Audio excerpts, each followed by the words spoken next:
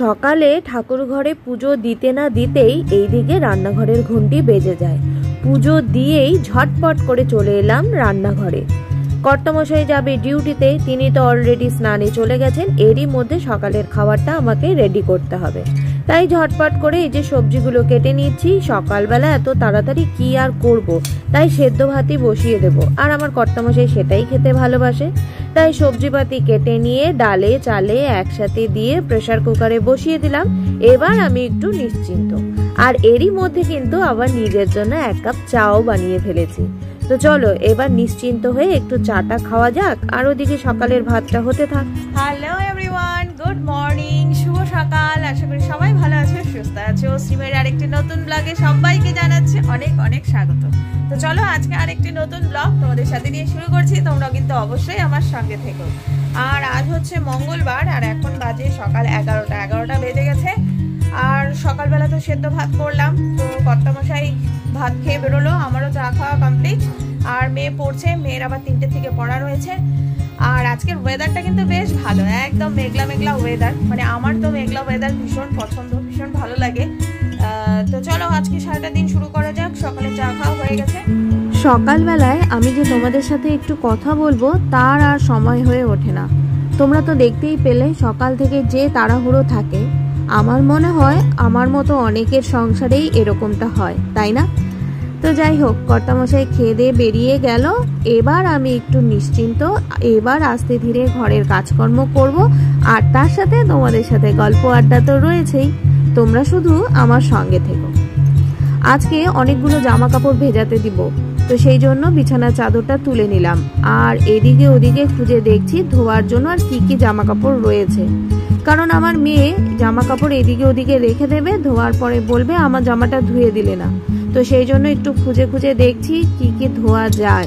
আর কর্তামশাই তো সব জড়ো করে রেখেছেই, তো জামা কাপড়গুলো সব ভিজিয়ে দিয়েছি। কিছুক্ষণ ভিজিয়ে থাকার পর তারপরে মেশিনে দিয়ে দেব।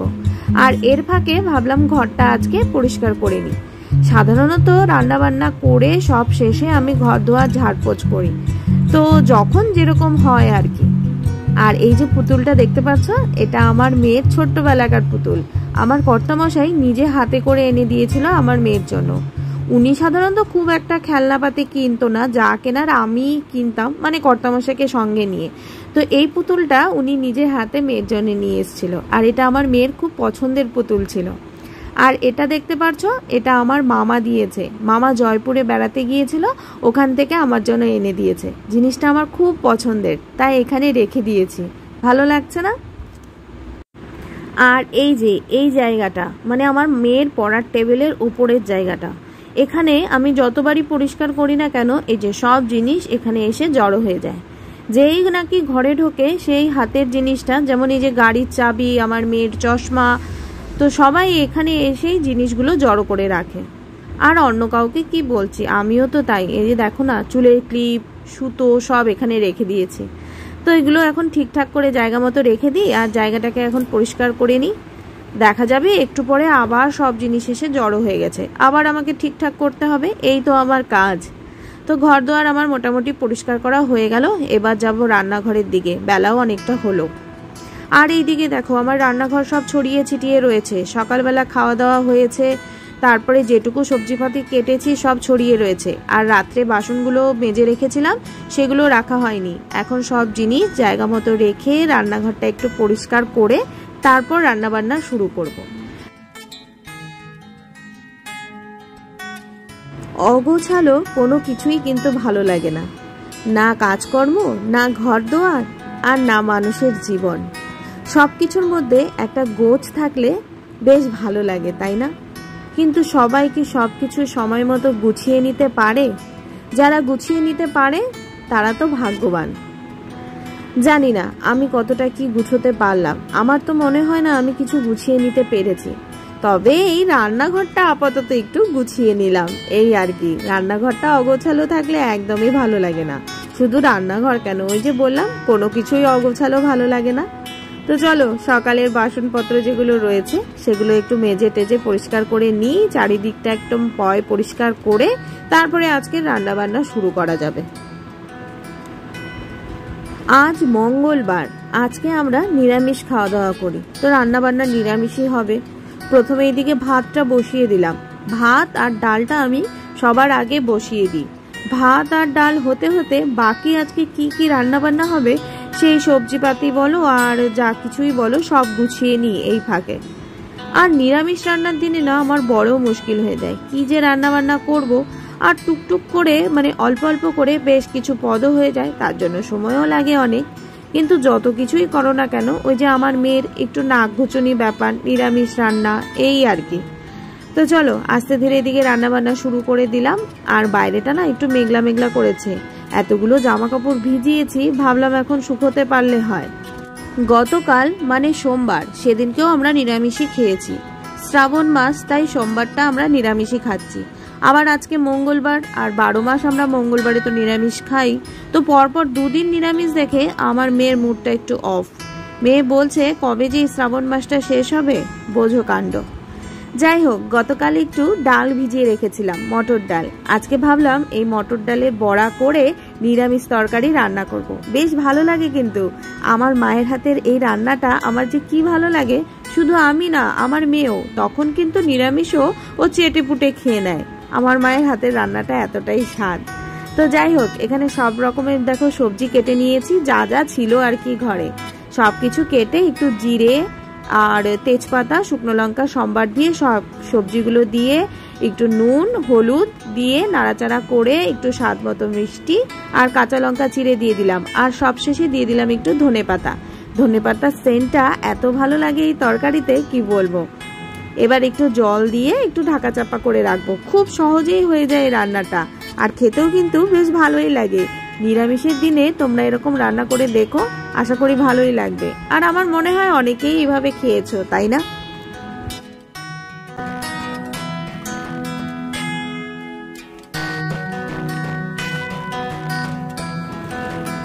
আর এইদিকে কিন্তু আমার রান্নাটা একদম কমপ্লিট। এবার নামিয়ে নেব আর চটপট করে মেয়েকে খেতে দিয়ে দিব। মেয়ে স্নান হয়ে গেছে, মেয়ে আবার পড়তে যাবে, 3টে প্রায় বাজতে চললো। 3টে থেকে ওর পড়া, আর দেরি না করে ওকে চলো তাড়াতাড়ি করে খেতে দিয়ে দিই। একদম গরম গরম খাবার। আর এদিকে মেয়ে খেয়ে দিয়ে যে বেরিয়ে গেল পড়তে। মেয়ে তো বেরোলো, এখন কর্তামশাইয়ের ফেরার সময়। এদিকে কর্তামশাই ফিরলেই তাকে আবার খেতে দিতে হবে। খাওয়া দাওয়া হয়নি এখনো, এখন খাবো। সবার খাওয়া দাওয়া হয়ে গেছে, স্নান করে এইমাত্র এলাম। কর্তামশাইও চলে এসেছে ডিউটি থেকে, তো ওনাকে খেতে দিয়ে তারপরে গিয়েছিলাম স্নানে। তো চলো 3:30 বাজে, কাজকর্ম সব হলো, এবার খাওয়া দাওয়াটা সেরে নিই। আর এখন একটু বাইরে হালকা হালকা রোদ উঠেছে। তো চলো, মেয়ে তো গেছে পড়তে, কখন আসবে? ও আসবে 6:30 7টার দিকে, এসে আবার আরেক জায়গায় পড়তে যাবে। আজকে 2 জায়গায়, আজকে 3 জায়গায় ওর পড়া, মানে আজকে ওর আর একদম রেস্ট নেই। তো চলো খাওয়া দাওয়াটা সেরে নিই। খাওয়া দাওয়া হয়ে গেছে, হয়ে গিয়ে এখন একটু বসলাম। এতক্ষণ সংসারের কাজকর্ম দায় দায়িত্ব পালন করা হলো, আর এখন কিছু আমার নিজস্ব কাজকর্ম রয়েছে। নিজস্ব কাজকর্ম বলতে রয়েছে আমার কিছু সেলাইয়ের কাজ। তো এই সময়টায় আমি বসি, আমার এই বলতে পারো শখেই বলো প্রয়োজনেই বলো, তো এই কাজগুলো আমি করি। প্রয়োজন তো অবশ্যই রয়েছে, তাই না? প্রত্যেকেরই একটা প্রয়োজন থাকে একটা কাজ করার। আর সব থেকে বড় কথা, আমার মানে সময়টা ভালো কাটে। আমি বলতে পারো আমার একটা ইচ্ছে পূরণ, নিজে কিছু করার একটা ইচ্ছে। তো যেটুকুই করি টুকটাক হাতের কাজ, যেটুকুই করি, যেটুকুই উপার্জন করি না কেন, খুব সামান্য হলেও নিজের একটা নিজের উপার্জন, নিজে কিছু করছি, এটা ভাবতেই আমার বেশ ভালো লাগে। আর সেই জন্যই আমার এই কাজটা করা। তো এখন বাজে প্রায় 4টে, 4:15 বেজে গেছে।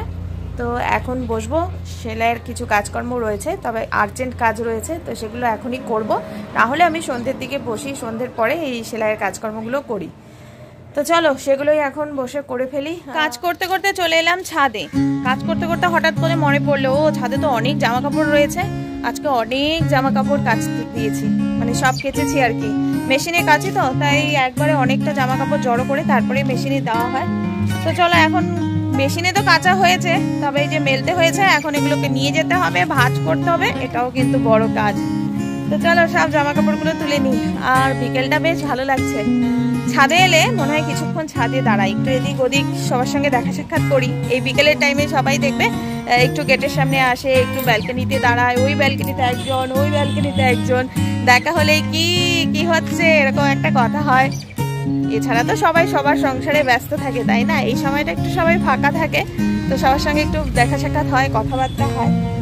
তো চলো সবার সঙ্গে একটু দেখা সাক্ষাৎ করা হয়ে গেছে অবশ্য আমার ছাদে ওঠার সাথে সাথেই। আর এত সুন্দর একটা হাওয়া দিচ্ছে, বেশ ভালো লাগছে।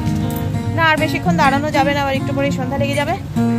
বর্ষাকালে জামা কাপড়গুলো কাচার পর একটা টেনশন কাজ করে, কিন্তু রোদ উঠবে তো, জামা কাপড়গুলো একটু শুকাবে তো, বৃষ্টি নামবে না তো, হাজার প্রশ্ন। আর একটু পর পরই আকাশের দিকে নজরটা যায়, মেঘলা করলো কিনা, বৃষ্টি পড়ছে কিনা। যাক বাবা, আজকের মতো জামা কাপড়গুলো শুকিয়ে গেছে, আমি একটু নিশ্চিন্ত।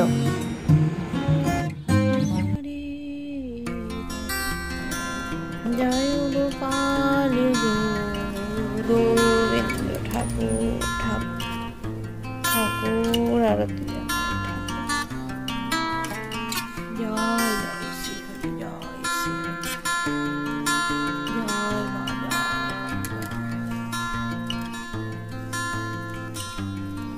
এখন বাজে সন্ধ্যে 7:30, 7:30 বেজে গেছে। আর একটু যাচ্ছি আমার বান্ধবীর দোকানে, ওর জামা কাপড়ের দোকান। তো আমার একটা নাইটি আনতে হবে, ভীষণ দরকার একটা নাইটি। তো ভাবলাম যাই, ওর সঙ্গেও দেখা হবে, আর একটু বাইরে বেরোলে সবার সাথেই দেখা হয়, আর নাইটিটাও নিয়ে আসা হবে, খুব দরকার। আর মেয়ে ফোন করে বললো ও এক ব্যাচে পড়তে গিয়েছিল, ওখান থেকে আবার আরেক জায়গায় চলে গেছে, দেরি হয়ে গেছে দেখে আর বাড়িতে আসেনি। তো ভাবলাম এই ফাঁকে যাই, একটু নাইটিটা নিয়ে আসি। আর এতক্ষণ সেলাই করছিলাম, তো কিছু কাজ বাকি রয়েছে, এসে বাকি কাজটা সম্পন্ন করব। তো চলো যাই, একটু ঘুরেও আসি, একটু কাজও হবে। নাইটি নিয়ে চলে এসেছি বাড়িতে, আর আসার পথে একটু ভিজেই গেলাম, কারণ বৃষ্টি পড়ছে একটু বাইরে, ঝিরিঝিরি মোটামুটি ভালোই জোরে পড়ছিল। আর এই নাইটিটা নিয়ে এলাম, পিঙ্ক কালারের মধ্যে। তো এই কালারটা বেশ ভালো লাগলো। আর এই কুচি হাতা, অনেক দিন আগে পরেছিলাম এরকম কুচি হাতা নাইটি, তো ভাবলাম চলো এই কুচি হাতা নিই, গরমের মধ্যে তো পরে বেশ মনে হয় ভালো লাগবে, আরাম লাগবে আর কি, হালকা একটা নাইটি। তো এটাই নিয়ে এলাম পছন্দ করে। আর এদিকে আমার মেয়েও চলে এসছে। আর এইদিকে গাইস বসে পড়েছি, এই যে আমার মাসের বাজার চলে এসছে। তো এগুলোকে এখন জায়গা মতো রাখতে হবে। তো অন্যান্য দিন কি হয়, এনে তো রাখি, কিন্তু বেশ কিছুদিন পর আমি এই মালপত্রগুলো নামাই, তখন হয়তো কিছু আগে থেকেই রয়ে গেছে বা কিছু চেঞ্জ করতে হবে। তো বেশি দিন হয়ে গেলে তো সেটা চেঞ্জ করা হয় না, ঘরেই পড়ে থাকে। তো ভাবলাম না, আজকে এটা সাথে সাথে নামিয়ে নিই, কি আছে কি না আছে দেখে, যেগুলো রয়ে গেছে সেগুলো আবার পাল্টে অন্য কিছু আনা যাবে।